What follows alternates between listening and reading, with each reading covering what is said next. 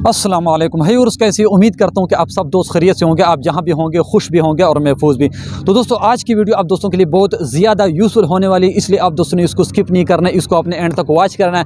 क्योंकि दोस्तों आज की वीडियो में आपको बताऊँगा कि आप काइन मास्टर को कैसे सही तरीके से यूज़ कर सकते हो। दोस्तों अगर आप काइन मास्टर यूज़ करते हो, काइन मास्टर एक बेस्ट एप्लीकेशन है जो कि प्ले स्टोर से आप इजीली डाउनलोड कर सकते हो।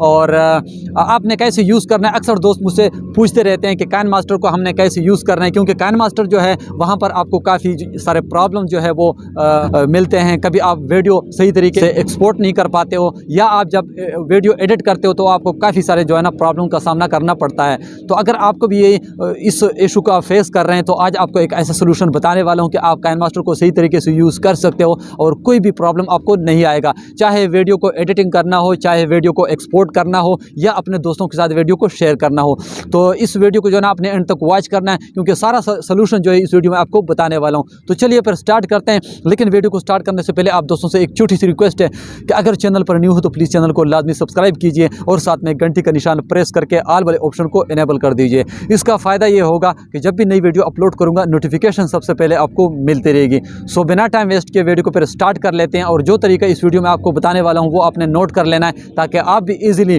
काइन मास्टर को यूज़ कर सके और जो प्रॉब्लम आपको आता है वीडियो को एडिटिंग करने में या वीडियो को एक्सपोर्ट करने में, तो वो आपको नहीं आएगी। तो चलिए फिर मोबाइल की स्क्रीन पर।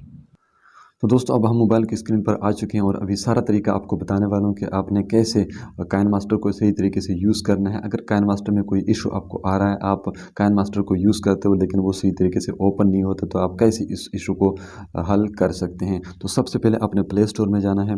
प्ले स्टोर में जाने के बाद यहाँ पर आपने काइन मास्टर को सबसे पहले अपडेट करना है, क्योंकि अगर इसकी न्यू वर्जन आई होगी तो आपने सबसे पहले इसको अपडेट कर लेना है। यहाँ पर आपने देखना है कि यहाँ पर ऑप्शन आपको आता है ओपन या अपडेट। अगर अपडेट आ रहा है तो आपने इसको अपडेट कर लेना है।